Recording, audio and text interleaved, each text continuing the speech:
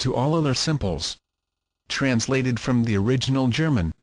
The black magician cannot use the symbols of white magic without bringing down upon himself the forces of white magic, which would be fatal to his schemes. He must therefore distort the hierograms so that they typify the occult fact that he himself is distorting the principles for which the symbols stand. Black magic is not a fundamental art. It is the misuse of an art. Therefore it has no symbols of its own. It merely takes the emblematic figures of white magic, and by inverting and reversing them signifies that it is left-handed. A good instance of this practice is found in the pentagram, or five-pointed star, made of 5 connected lines. This figure is the time-honored symbol of the magical arts, and signifies the 5 properties of the great magical agent, the 5 senses of man, the 5 elements of nature, the 5 extremities of the human body. By means of the pentagram within his own soul, man not only may master and govern all creatures inferior to himself, but may demand consideration at the hands of those superior to himself. The pentagram is used extensively in black magic, but when so used its form always differs in one of 3 ways. The star may be broken at one point by not permitting the converging lines to touch. It may be inverted by having 1 point down and 2 up. Or it may be distorted by having the points of varying lengths. When used in black magic, the pentagram is called the sign of the cloven hoof, or the footprint of the devil. The star with 2 points upward is also called the goat of Mendes, because the inverted star is the same shape as a goat's head. When the upright star turns and the upper point falls to the bottom, it signifies the fall of the morning star. Insert the pentacles of the 7 planets and the seals and characters of the planetary angels. From a medieval book of spirits. Unpublished. The 7 large circles are the planets, while the 2 small circles under each contain the seal and the character of the controlling intelligence of the planet. The elements and their inhabitants. Are the most comprehensive and lucid exposition of occult pneumatology. The branch of philosophy dealing with spiritual substances extant. Mankind is indebted to Philippus Aureolus Paracelsus Theophrastus Bombastus von Hohenheim, prince of alchemists and hermetic philosophers and true possessor of the royal secret, the philosopher's stone and the elixir of life. Paracelsus believed that each of the 4 primary elements known to the ancients, earth, fire, air, and water, consisted of a subtle, vaporous principle and a gross corporeal substance. Air is, therefore, twofold in nature: tangible atmosphere and an intangible, volatile substratum which may be termed spiritual air. Fire is visible and invisible, discernible and indiscernible, a spiritual, ethereal flame manifesting through a material, substantial flame. Carrying the analogy further, water consists of a dense fluid and the potential essence of a fluidic nature. Earth has likewise 2 essential parts, the lower being fixed, terreous, immobile. The higher, rarefied, mobile, and virtual. The general term elements has been applied to the lower, or physical, phases of these 4 primary principles, and the name elemental essences to their corresponding invisible, spiritual constitutions. Minerals, plants, animals, and men live in a world composed of the gross side of these 4 elements, and from various combinations of them construct their living organisms. Henry Drummond, in Natural Law in the Spiritual World, describes this process as follows: if we analyze this material point at which all life starts, we shall find it to consist of a clear structureless, jelly-like substance resembling albumin or white of egg. It is made of carbon, hydrogen, oxygen and nitrogen. Its name is protoplasm. And it is not only the structural unit with which all living bodies start in life, but with which they are subsequently built up. Protoplasm, says Huxley, simple or nucleated, is the formal basis of all life. It is the clay of the potter. The water element of the ancient philosophers has been metamorphosed into the hydrogen of modern science. The air has become oxygen. The fire, nitrogen. The earth, carbon.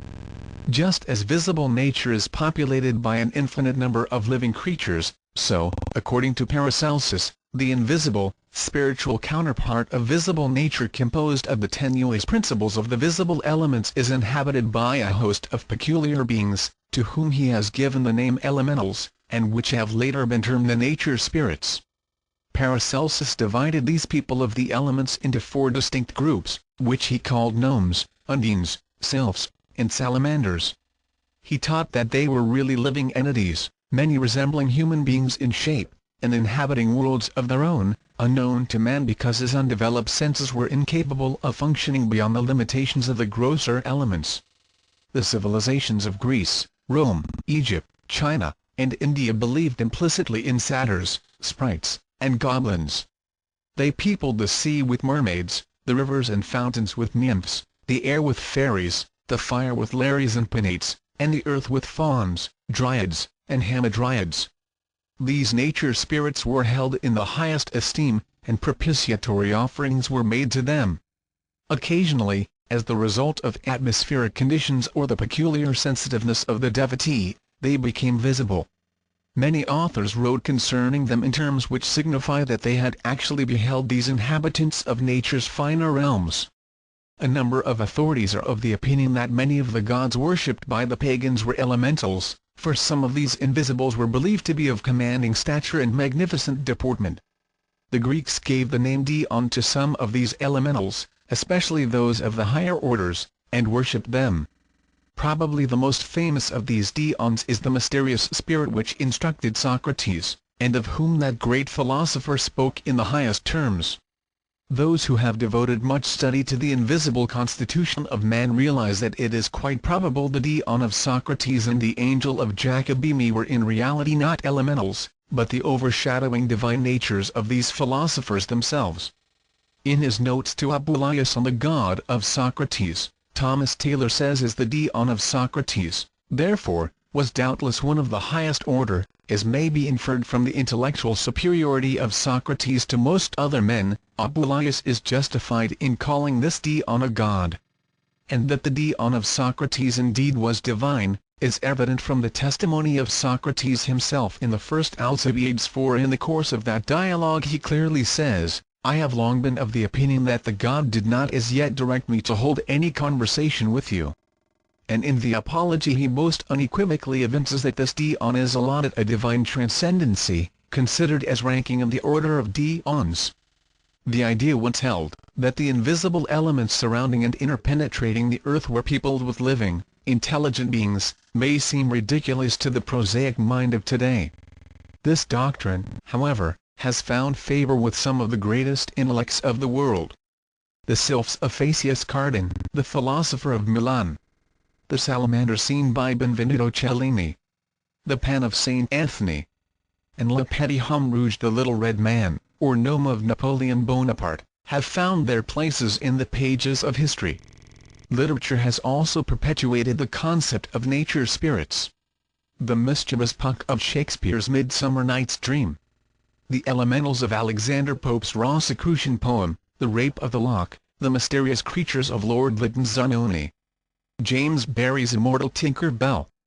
And the famous bowlers that Rip Van Winkle encountered in the Catskill Mountains, are well-known characters to students of literature.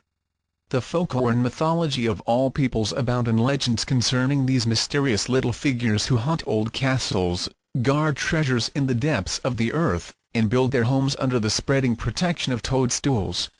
Fairies are the delight of childhood, and most children give them up with reluctance. Not so very long ago the greatest minds of the world believed in the existence of fairies, and it is still an open question as to whether Plato, Socrates, and Iamblichus were wrong when they avowed their reality.